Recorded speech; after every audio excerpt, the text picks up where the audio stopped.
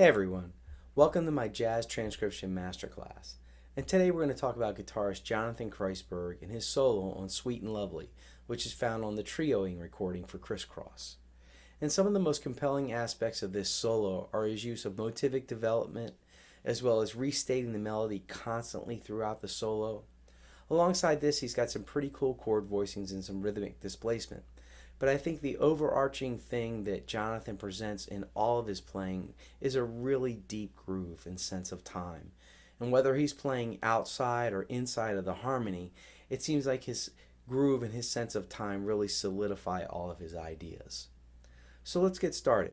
So how this is going to work is I'm going to take you through the solo phrase by phrase.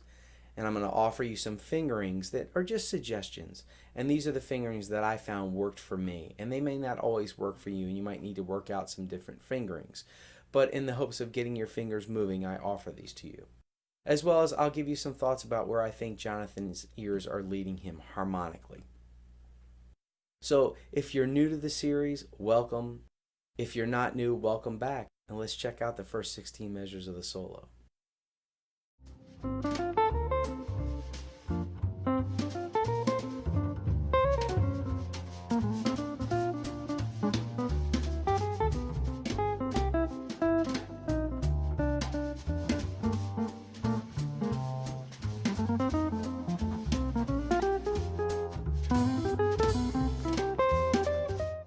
So some exciting things happening in the first 16 measures. And what Jonathan starts out with is motivic development, that first phrase that we hear. He then restates that again in measures 3 and 4 with a little different ending, and he offers an altered dominant ending over that C7 chord.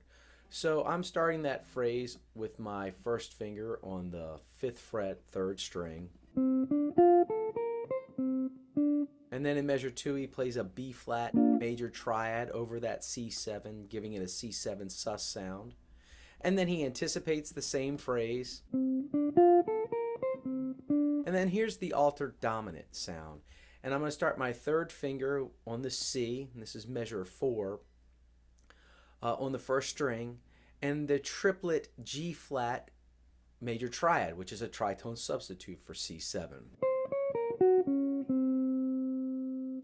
And then in measure 5, he just continues playing over the F7 and the B flat dominant 7 chords. I start that B flat in measure 5 with my pinky, and then I'm going to slide into that A. And then here's our first use of the melody in the solo in measures 7 and 8, directly coming from the melody. And he just provides a little variation of the melody. He's going to do that consistently throughout the solo. And I like the ghost note that he adds on the and of 4. It really kind of makes the phrase swing a little bit harder. I'll start that C in the 7th fret with my 3rd finger.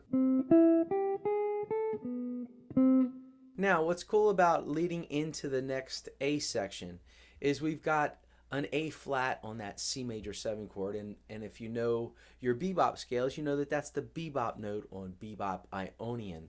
But I think what a little deeper investigation of the phrase itself is we hear this as sort of a half-step resolution that then gets continued in measure 9 over the G minor 7. We see the E natural going down to E flat to finally landing on the D.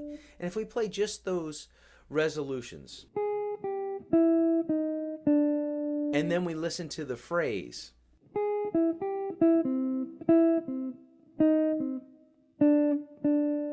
we can hear where he's kind of thinking. So how I'm fingering that, going back to measure 8, my 2nd finger is going to be on the A flat, 3rd finger is going to get the E, and then I'm going to come down, right down the C major triad and ghost that G natural. And then I'm going to play my E natural to C natural with my 3rd and 4th finger on the 2nd, 3rd strings. Get my E flat with my 2nd finger down to that C, and then my 1st finger is going to grab the D quarter notes that are in measure 10. And then in measure 11, we've got just a little two-note cluster, another common Jonathan Kreisberg thing. And what's nice is he then moves it down to A flat and B flat over that C7, offering that sharp 5 over that C7 chord. In measure 13, we've got, again, more just diatonic playing. There's an arpeggio over the F7. It's kind of nice how he rearranges the arpeggio itself. So going back to measure 12, that triplet on beat 4, he starts it on a G natural. I'm going to play that with my first finger on the 4th fret and get that triplet right there on the 4th and 3rd strings, which is going to lead me to the arpeggio over the F7. And I'm starting that arpeggio with my pinky on the E flat, and I'm getting the 3rd finger down onto the A, up to the C, and down to the F. I think that's kind of cool how he rearranges the notes. That's something that you might explore over major 7, minor 7, dominant 7, minor 7, flat 5. You might create an exercise using that order of the notes to create some ideas.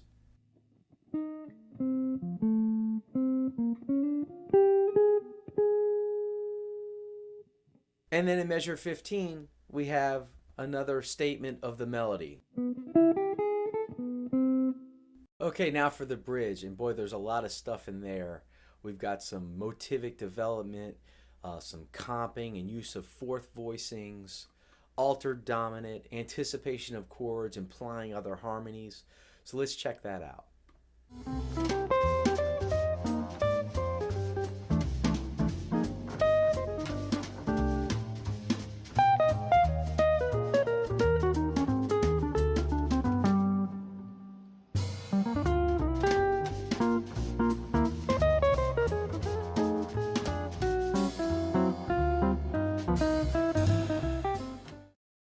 Okay, so the phrase that starts the bridge really begins in the previous measure, in measure 15.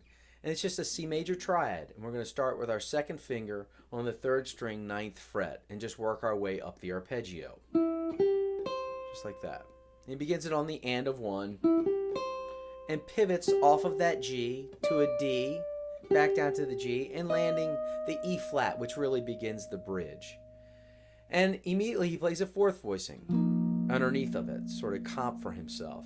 And then he comes down to the D and works his way down to the G natural on the downbeat of the next measure, and then immediately plays another 4th voicing. And what I mean by 4th voicing is just a voicing that's built in fourths.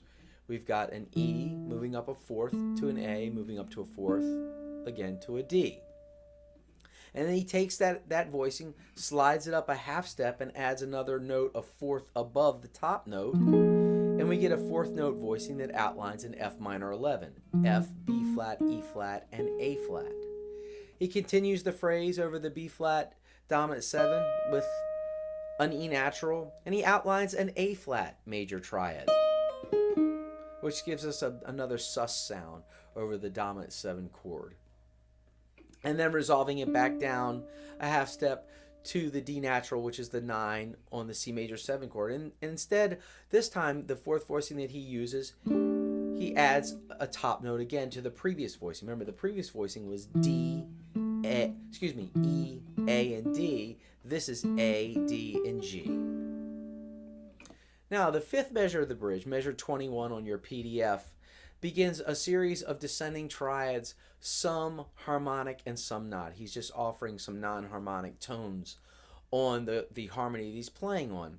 And they sort of give it a bluesy kind of effect because there's some flat 7s in there. So he starts that phrase on beat 3 of 21, and it begins on a G natural, going down to an E flat, and that's just the sharp 11 and the natural 9 on that D flat 7 harmony. He then plays a B flat minor arpeggio, beginning on the 13th fret, and he moves it down to an A flat minor arpeggio, and then he moves it down to a G diminished arpeggio. But don't be fooled here. Over the E flat major 7 harmony, it just provides a flat 7, the D flat over the E flat major harmony, but then he then immediately resolves it into the tonic 7th chord arpeggio over the E flat minor 7 chord. And then he uses that same exact phrase in the next measure, just down a half step. There's some motivic development there, and there's also some octave displacement, which is kind of cool. Over the E flat minor 7, we go up to the resolution of the A flat, and then in the next measure, we hear it resolve down to the G natural. Now, for the last A section, what's nice is what he starts out with just a nice complete measure of silence.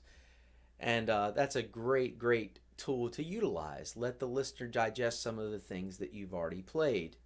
And then over the C7 chord, he just plays a G minor 7 arpeggio, again, creating a sus sound for the dominant harmony, and then resolves it, gives us the major third, and up to the G. And then he's comping for himself, and then using just the guide tones, the flat third and the flat 7 of the G minor 7 chord. And then resolves it down, resolves that F. Remember, 7's going down by half step to become thirds of the dominant chord, and creates the comping harmony for the C7. And you can sort of hear that as a question and answer kind of phrase.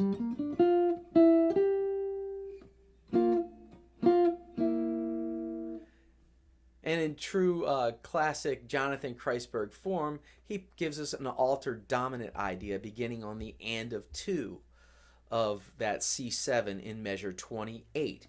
Starts it on the C, goes up to the sharp 9, flat 9, to the root, flat 7, sharp 5, and then the sus. Now, the idea that he presents for the last 4 measures of the solo, this idea is going to recur throughout the solo. Again, it's really cool to analyze and to look at the solo as a whole, and look at every time he gets to this particular phrase, amongst other phrases also, how he develops ideas that he's previously stated in other choruses. So over the F7, what he's going to do is he's going to trill, and then he's going to play an F7 sharp 9 voicing, A natural, E flat, and A flat. He's going to play that A flat again, but he's going to move the tritone down a half step. This is anticipating that B flat dominant 7 chord that's coming in the next measure. And then he plays a G flat on top of it, giving us an alteration of that B flat dominant 7. And although this next harmony isn't in the tune itself, he moves that tritone down again to a D flat and G natural, or C sharp. And I think what he's doing, and then he puts an E natural on top of it. What I think he's doing is I think he's implying an A7 there, because he then moves down the tritone again to G flat over C, or F sharp over C, and puts an F natural on top. And although the harmony is D minor 7, he's just changed that to a D7 sharp 9 sound. Remember, he's playing trio, so he doesn't have to worry about another comping instrument changing the harmony or playing the original harmony. He's kind of free to manipulate that harmony the way he would like to. And then he moves the tritone down again, and it becomes the G7, and the E is still on top, and it gives us our 13. And this really kind of closes out the chorus, as the last measure of the chorus, really this phrase starts the intro to the top of the next chorus. So those last 4 measures are going to sound like this.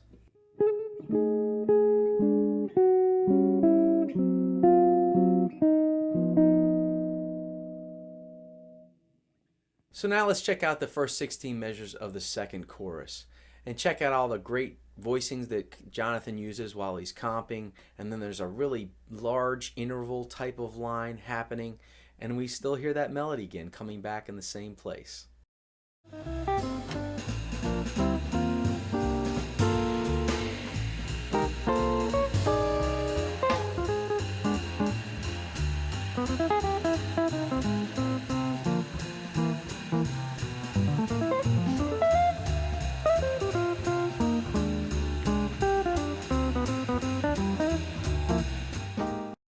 So the top of the second chorus really begins as a resolution of a short phrase that begins in the last measure of the first chorus. Over that C major 7 in measure 32, he just plays E flat to E natural,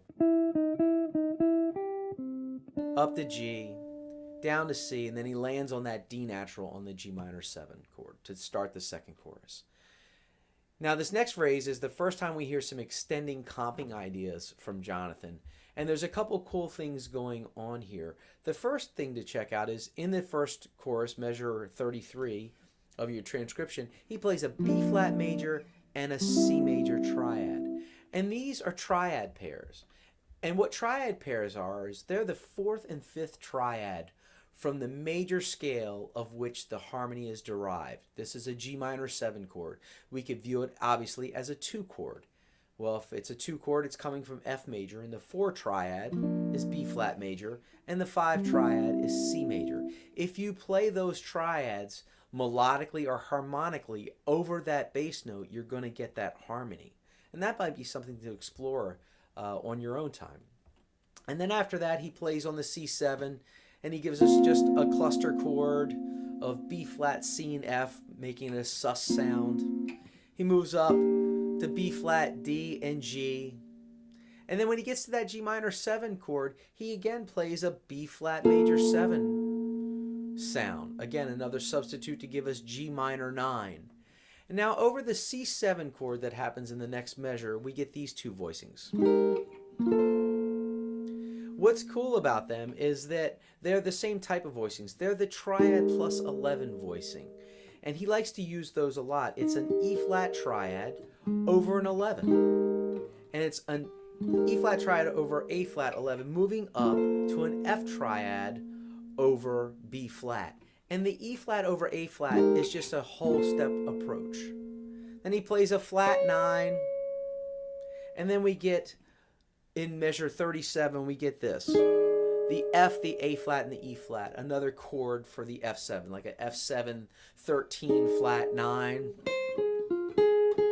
Moving to the B flat dominant 7 chord in the next measure. And then he just comps just the guide tones, the 7th and the 3rd of the chord.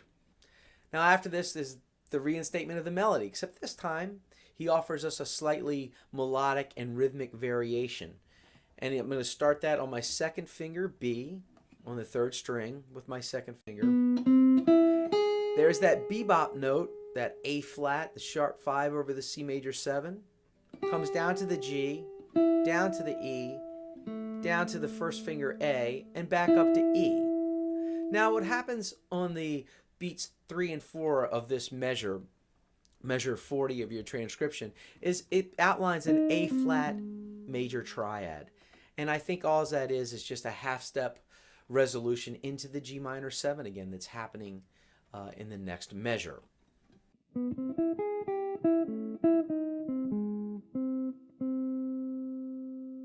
So in measure 41, again, more comping. He plays the 11, but what does he give us? The F and the B flat. Guide tone comping. Clearly outlines the harmony. Moves down a half step in the next measure to the E natural and the B flat. More guide tone comping. Now when the G minor 7 and the C7 come in again, this is a really cool idea. What he's doing, he's just spreading the line out and creating a line that's made up of really large intervals. And what he's doing is he's starting on that G, down on the 6th string. He's going to use his second finger to play the D natural and his pinky to get the A natural. Moves up a half step to get the B flat. Skips over a couple strings and gets the first finger on the E natural and then up to the C. And that's the first part of the phrase. Then he's going to move up to the minor 3rd of the chord, B flat, and he's going to play a similar idea over that that's still going to outline that G minor 7 harmony. He's going to play first finger B flat. He's going to play second finger F. He's going to play his pinky on the C, move up to D, skip over 2 strings. He's going to grab the A natural with his first finger, the E natural with his 3rd finger, and he lands on the F.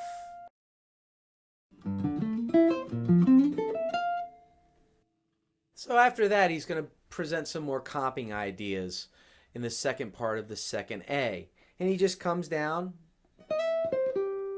a C major triad, and he plays the root, and then we get some more comping of some guide tones over the B flat dominant 7.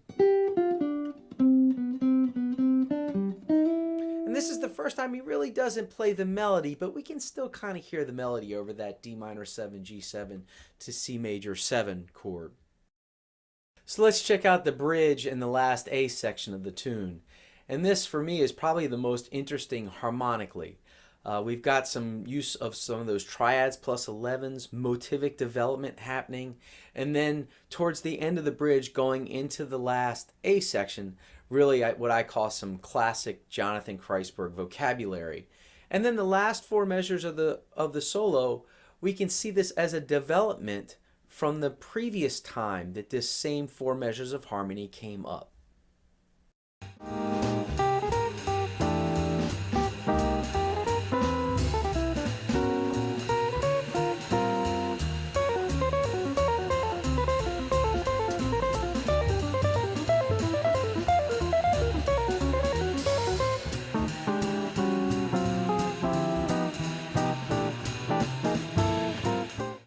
Measure 49 really begins on the and of 4 of the previous measure. And what Jonathan's doing is he's playing another triad plus 11 voicing. He's playing an E flat triad over an A flat bass note that's going to outline the F minor 7 harmony. And then he plays the 13, the flat 7, and the 1 over the B flat dominant 7 chord, resolving back down to G, the 5th of the C major 7, and then he harmonizes it with a 4th voicing. And remember, 4th voicing is just a voicing built in 4ths, E, A, D, and G. And that harmony restates itself again, and he plays the same voicing. Only this time, when he plays over the B flat dominant 7 chord, he continues the ascending direction of the line up to the B natural, the major 7th of the C major 7 chord, and he puts a C below that to create a nice tension.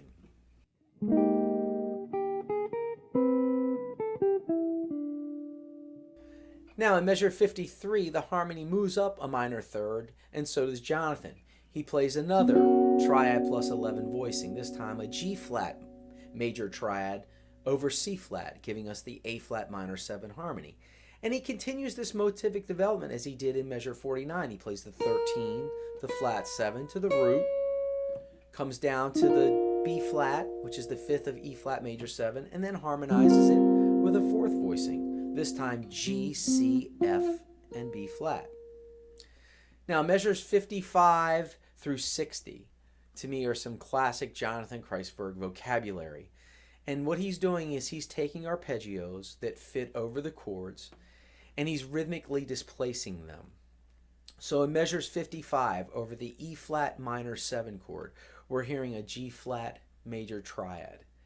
And then in measures 56, when the harmony moves down a half step, so does his triad to F major.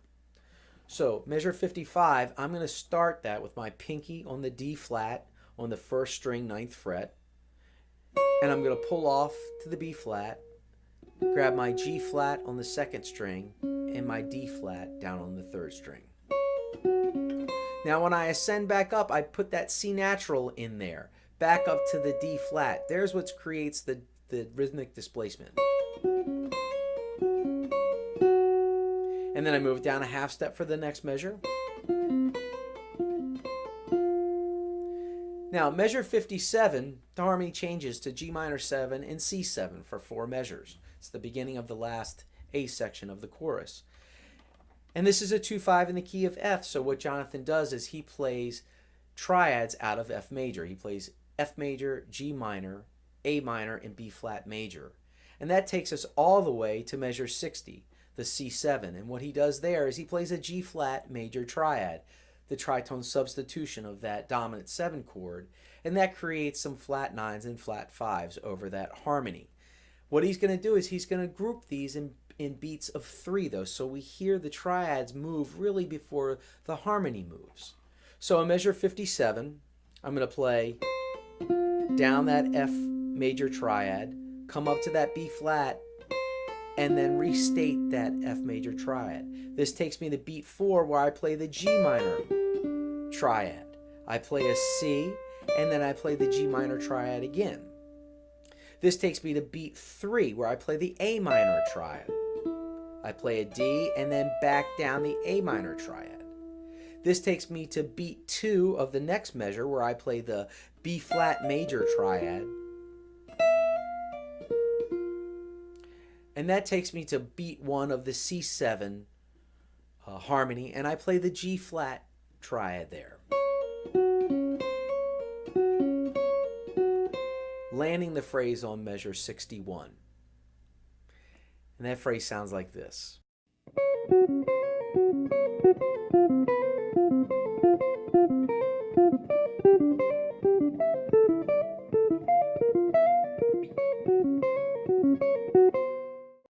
So measure 61 is just some further motivic development that Jonathan first stated in the last 4 measures of the first chorus. He's anticipating some dominant 7 chords. He's using the tritone, the guide tone of the dominant 7 chord as his voicing. He's implying some dominant chords that aren't there because, again, there's no chordal instrument there to get in the way of his line of thinking. So he begins on the and of 2, and he plays an A and an E flat, and that's really giving us that F7 chord. Then on the and of 3, he moves it down a half step, and he adds a G natural on top. And this is really the anticipation of that B flat dominant 7 chord in the next measure. It's the flat 7, the 3rd, and the 13. Well, now since he's ahead of the game, this is where he implies some harmony that's not there. He moves it down a half step again. We get G, C sharp, and F sharp, outlining an A7 with a 13 on it. On the and of 2 of that measure, he moves it down again, and we get G flat, C, and F, outlining an A flat dominant 13, and he puts the A flat on top. On the and of 4, he plays a triad plus 11 voicing, a C major triad on top with an F on the bottom. And we could look at this as a G7 sus or a D minor 7. Either way, they're sort of the same sonority. But then he moves the E natural and C down a half step to become B and E flat, which clearly is the G7 sharp 5. And then he resolves that to a 4th voicing on the C major 7 chord. And that sounds like this.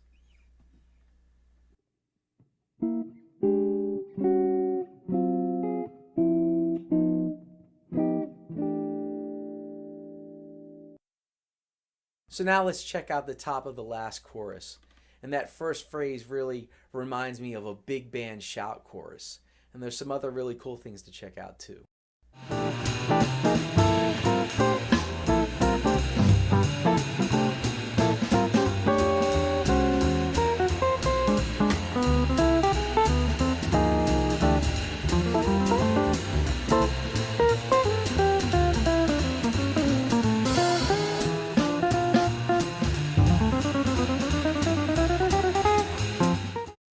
At the top of the 3rd chorus, measure 65, Jonathan plays a phrase that really harkens back to the big band era, where you heard bands like Duke Ellington and Count Basie using shout choruses to really create the apex of the song.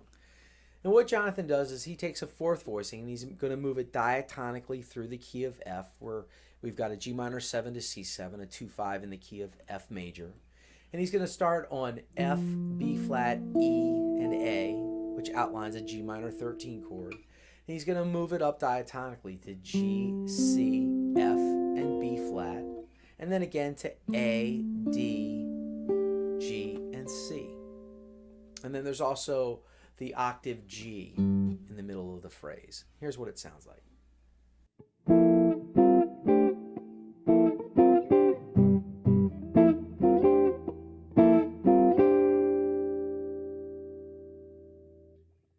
Now, on the and of 3 of measure 68, he takes that last 4th voicing and he just moves the top note up a half step, and we get a C sharp. What he's doing there is he's anticipating that F7 harmony, because the notes below it, A, D, G, and C, moved up to C sharp, can be played over that F7 harmony. and then he just moves it down a half step. And all of those notes still work on F7. It's kind of an outside sound, but I think he's just creating some tension there. Then he just plays a B flat and a G and lands on the C in measure 70, and then comps with the tritone of the B flat dominant 7 chord. Now the last two measures of this A section, as he's done nearly every single time in this solo, he just states the melody. But what's cool this time is he takes a fourth voicing built on F, B flat, E flat, and A flat, which is clearly a D flat major 7 chord, and he uses that as a 2-beat anticipation or half-step resolution back down to the C. Measure 73 starts the second A, and what he does here is he takes the idea that he stated in 65, the big band shout chorus, and he now just breaks it up into an arpeggio.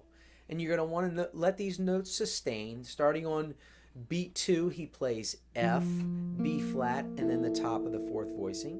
He then moves it up on beat 3 and plays the G, the C, the F, and the B flat. Beat 4, he moves it up and plays the top part of the fourth voicing and then adds all of it. And I'm using a combination of both pick and fingers there in measures 73 and 74. And on the end of 2 of 74, he just plays a real inside C7 with a 13 there. And that's fingered first finger B flat, E, pinkies on A, and first fingers on C. Now, measure 75, that G minor 7 and C7. Again, this is a little bit of a tricky phrase because we've got some intervals larger than a fifth here. And what he's doing there is he's sliding into the third, the B flat. And where I'm going to start this phrase is on the 11th fret, second string. I'm going to slide into that B flat. I'm going to grab the C with my first finger. I'm going to come down and I'm going to get that A on the second string. And then I'm going to grab the C with my second finger. And that's going to be really important because that's going to set up the rest of the phrase to grab the G natural with your pinky down to the B flat, F natural, down to the A. That's going to set up the downbeat of the next measure, and it gets a little easier here. E, D, C, B flat. Stretch back to get the D flat so that you can hit the E flat and pull off down to the C, down to the B flat. So that sounds like this.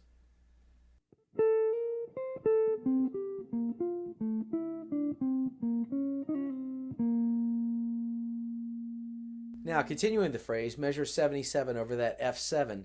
This has got a little tasty little lick in it. It's just an arpeggio, but I love how he uses the A flat bent up just ever so slightly. And just a slight quarter tone bend is all you need. Then down to the second finger, the D natural to 3 Fs.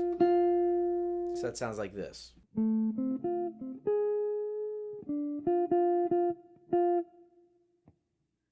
Now, measure 79, we've got the 2-5 into C major 7, or the phrase that he's used the melody every single time in the chorus. And this time he doesn't. This is the first time he doesn't actually play anything really related to the melody. So what he's going to do is he's going to start out with a D minor 7 arpeggio. And I'm starting that on the 5th string with my first finger on the 5th fret. And when I'm go up to the root, and that starts our G7 harmony, and it's chromatic all the way down to the major 3rd. Back up. And that takes us to the second beat of the next measure. We get an E natural. And this is the only tricky part right here. Instead of going back to the D sharp, he goes down to the D natural and then continues chromatically all the way up to the G, half step below, back to G, and then lands on the downbeat of the bridge. And that phrase sounds like this.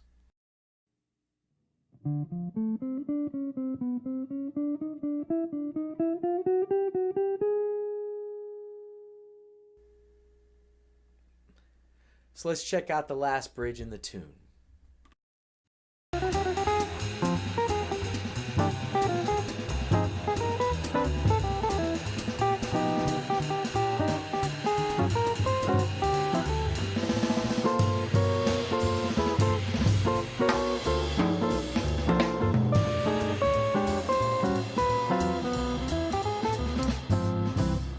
So let's take a look at the last 16 measures.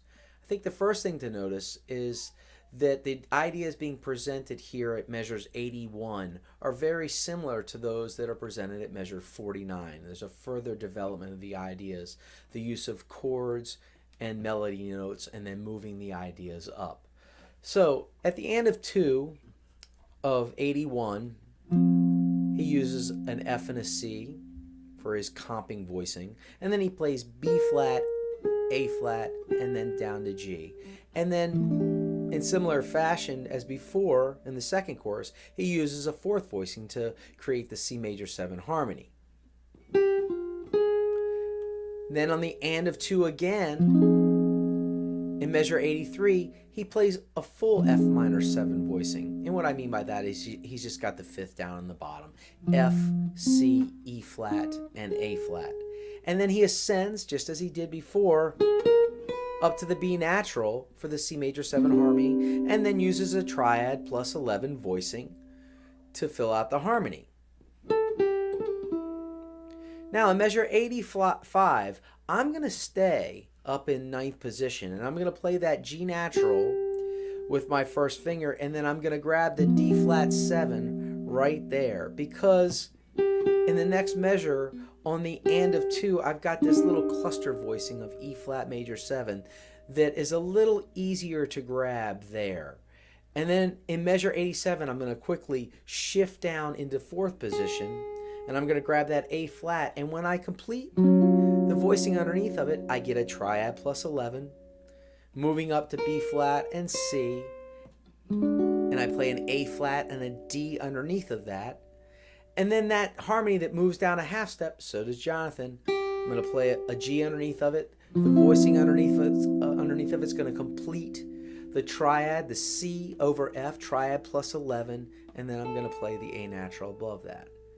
And that phrase sounds like this.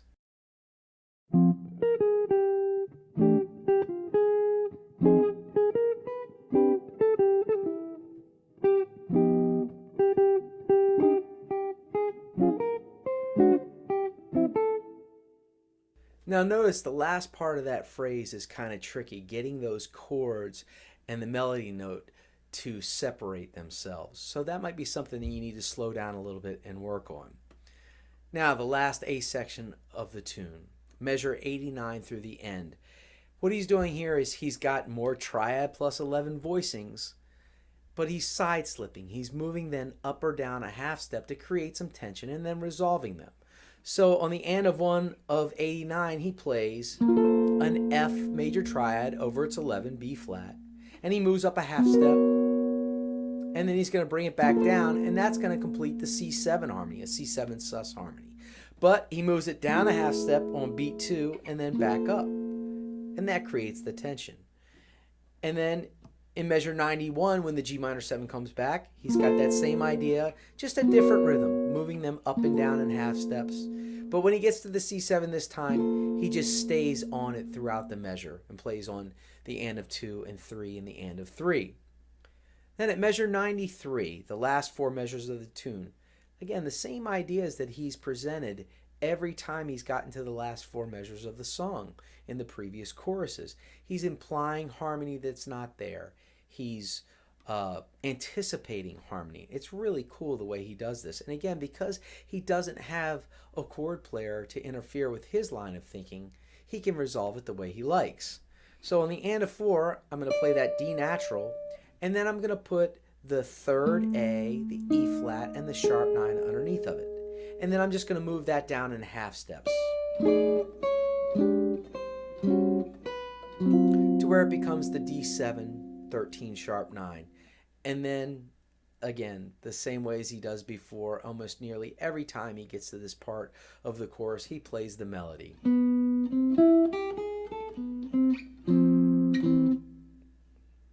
So here's how 89 to the end sounds.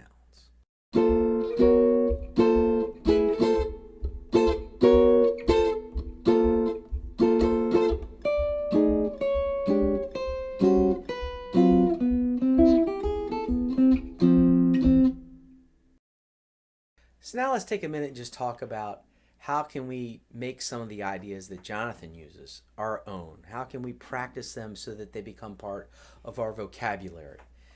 And what I'm going to do is I'm just going to focus on 2 chord ideas that I like to use that he has in his solo and the development of those. And the first one is the 4th voicings. And I'm sure we're all very familiar with those 4th voicings that are in root position. But what I did was, instead of playing just always root position voicings, what if I moved that 4th voicing through its inversion? And you very well may argue it's no longer a 4th voicing because it's not stacked in force, but it still has that 4th voicing quality to it, that open quality to it. So if I take this D minor 7 voicing, voice D, G, C, and F, and I move it through its inversions, meaning first inversion would be voiced F, C, D, and G. And that still has a pretty open quality to it. And then I'm going to move it up to its next inversion, the one that has the G in the bass. And it's going to be voiced G, D, F, and C. And that's just like a G7 sus chord. I might not have seen that maybe, or heard that on that previous voicing, but that sounds like G7 sus. And then lastly, I'll move it up to its inversion with C in the bass, or third inversion, and I would have C, F, G, and D. And all those inversions sound really open. To me, they still sound like 4th voicings, even though they're not voiced in 4ths. And then the last one I would say to check out is the triad plus the 11. And I think this is a really versatile voicing because it leaves something to be desired. It's not a complete voicing, so we can use it in a lot of different places. And I would do the same thing. I would move it through its inversions. Now, you may need to find a certain voicing that's comfortable for you to move through its inversions. For instance, this one might be a little bit more difficult because the notes are closer together. But if I go down to the inner 4 strings and I voice it like that, C, G, B, and D, then I might be able to take it through some of its inversions. And we get some pretty cool sounds here. If we move it up to D and we voice it D, B, C, and then G. That's a really nice voicing. And then we might move it up to G, C, D, and then B. We get another really, really nice voicing. And that's how you can maybe get some more mileage out of those voicings. Another way to voice that G triad over C is almost like a big bar chord. And I really like this sound a lot. I like the sound of triads plus 11s. I wrote a song called Rub of the Green that really utilized this concept. If you have any kind of streaming service and you care to check it out, it's on a record called Schematic, and it's available on iTunes and Spotify and all those streaming services. But you can get an idea of really what those voicings sound like. Well, that does it for our Jazz Transcription Masterclass today. Thanks for stopping by, and I hope you got something out of me taking you through Jonathan Kreisberg's solo on Sweet and Lovely. And remember, I'm on all the social media sites. I'm on Facebook, I'm on Twitter, I'm on Instagram. I've got a website at www.tomlagana.net. My email address is tlagana@comcast.net. If you have any questions, please feel free to reach out to me, and I'm happy to answer them for you. And as always, I offer all this information freely, but if you find some value in it and you care to donate to help offset some of the production costs of making the videos, they're greatly appreciated. And my PayPal address is my email address. It's tlagana@comcast.net. I'll see you soon.